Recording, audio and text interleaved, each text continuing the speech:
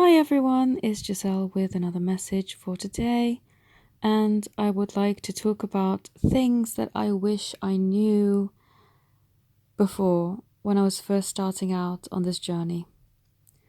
And I'm hoping that through me sharing these things, that for all of the new wave of twin flames who have recently discovered my channel, that it will help you to have an easier journey.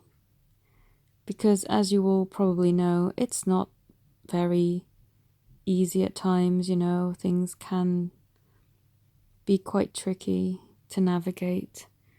And this is all I intend to do, is to try to ease things. I don't feel there's anyone who's an expert at the whole twin flame thing. I believe there's a lot of misinformation out there. And I sadly had a lot of misinformation myself when I first started because there were no YouTube channels talking about this stuff.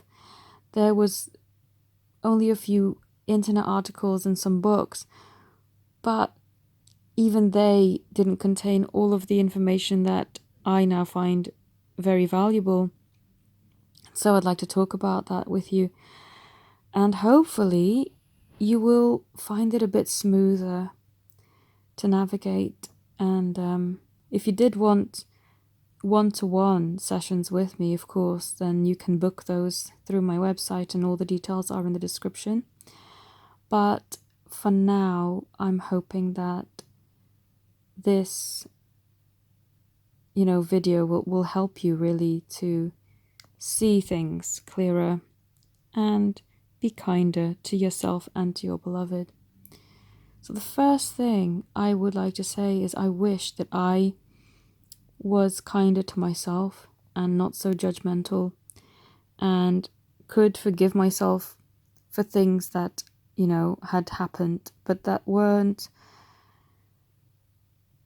reversible, but just to accept that I did those things for my growth, and not to judge myself and make myself feel bad.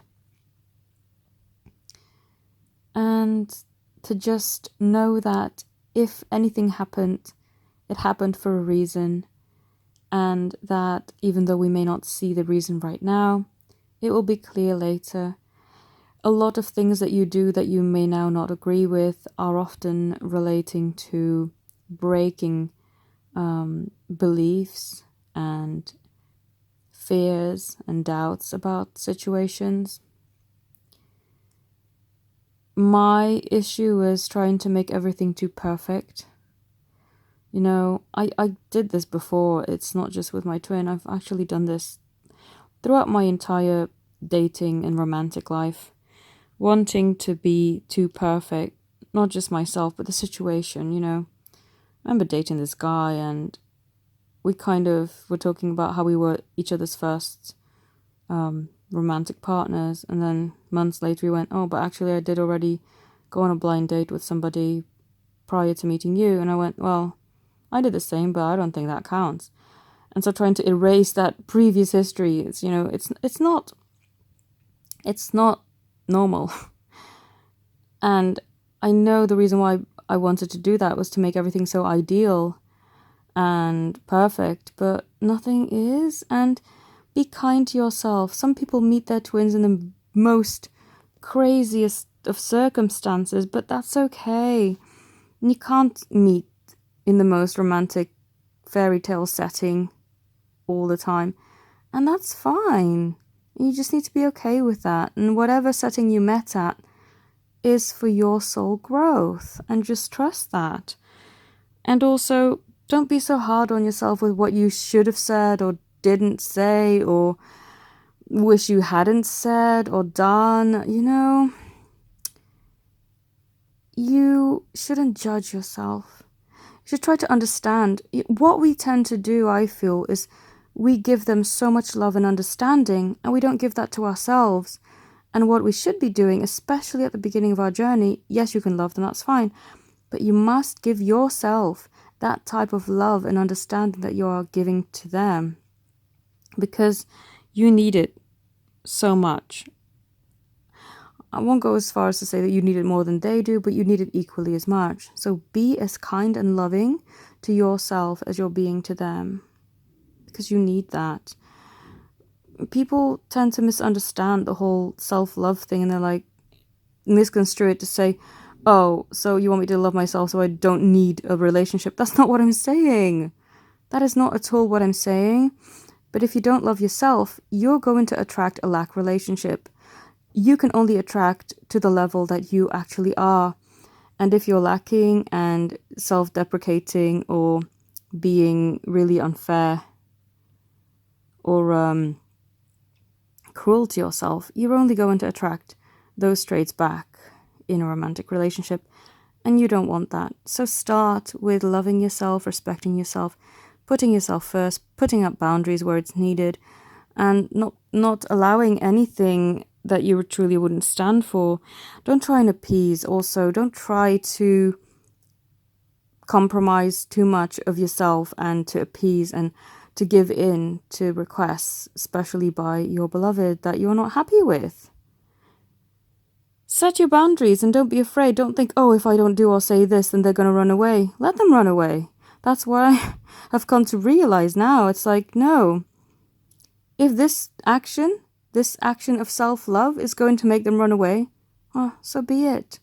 I don't want to be treated in a way that is less than what I deserve. And it may not even be disrespectful, but it could just be not correct.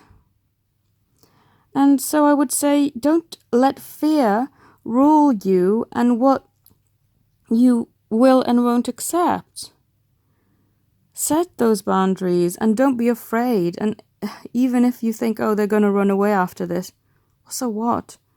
True love and unconditional love is not going to pass you by if that's the real deal. And the best thing of all is through doing these things, through loving yourself, respecting yourself, setting these boundaries, you are going to eliminate any false people who aren't for your highest good anyway. And if it triggers the person who is actually your twin to take some time out and reflect on themselves, let them reflect. This will help them to grow. And don't be the one that's constantly begging and pleading them to come back. Stop the chase. It's not fun. It makes them, it kind of repels in a way. It's like a counterintuitive way of, you're not attracting them, you're actually repelling them. You don't want to do that. Because with that energy of please stay with me, it comes a lot of codependency and desperation, and that's not an attractive trait. So through loving yourself and respecting yourself, you're not going to have that. And also, I wish I was more discerning about the information that I'd read about twin flames, because my first ever book that I read was about a woman who had gone through hell and back with the person she thought who was twin flame. And then she did the exact same thing with someone else who she thought who was her twin flame. So it's like, no, these were two cases of false twin or catalyst encounters, and you've gone and written a whole book titling it Twin Flames. What a load of nonsense. And yeah, Amazon published this because it's through Kindle and you can write whatever the heck you want and people will download it. But oh my god, it was the worst book ever, and I got the wrong end of the stick. I should have been more critical of what I read and not clinged on to an idea that was wrong. Yeah, it would have gotten rid of my karmic or false twin a lot sooner if I had just been more trusting in my own intuition, basically. And I also want to talk about how it's important to not change yourself for anyone, even your beloved. And stop trying to impress or being afraid that if you are not exactly what they want, that they won't stay. Basically, stop acting out of fear, stop acting out of doubt, stop acting out of lack. If you truly love yourself, you will not be doing these things. So it's absolutely vital to stop and think, am I doing this out of fear or out of love? Am I doing this because I'm scared that they'll run away, or am I doing this because I feel empowered? And also, when you talk to them or message them, stop putting out negative expectations, because law of attraction, when you put out negative expectations, negativity is likely to come back to you. Only message or contact them when you're feeling strong and loving.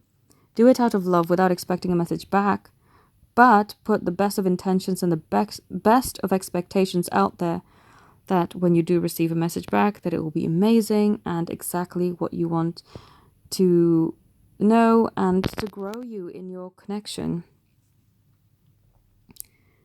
And I guess I'll probably have more of these things that I'd wish I'd told you, but I'm going to make another video as and when they arise. But I also want to say just to trust your spiritual connection, because even though you may not have physical evidence of things happening, your spirits are always connected with your true love.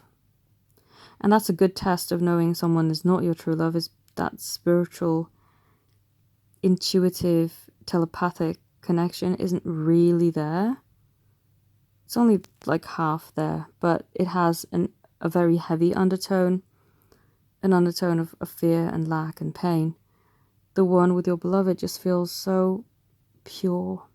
It's unlike any other spiritual connection I've ever experienced.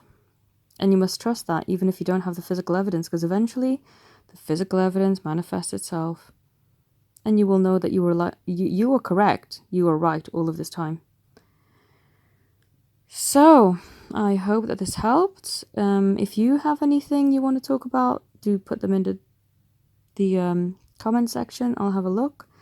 Thank you all for watching. If you'd like to connect with me, my details are in the description, and have a beautiful day. Namaste.